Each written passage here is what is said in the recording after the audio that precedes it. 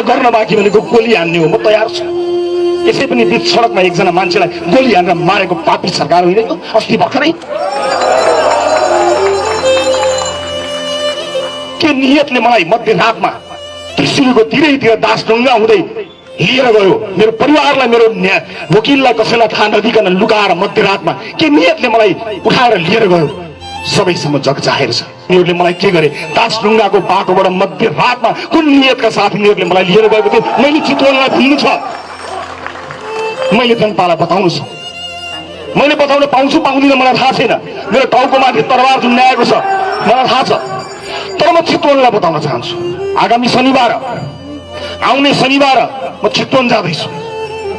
म त चितवनको सभामा चितवनका जनतालाई सरकार कसरी ढल्यो, कसले ढलायो, के षड्यन्त्र भए, कसको हातमा हतकडी लाग्नु पर्ने थियो, कसको हातमा हतकडी लाग्नु पर्ने थिएन, यो कुरा सबै चितवनलाई बताउन चाहन्छु। इमानदारीपूर्वक बताउन चाहन्छु।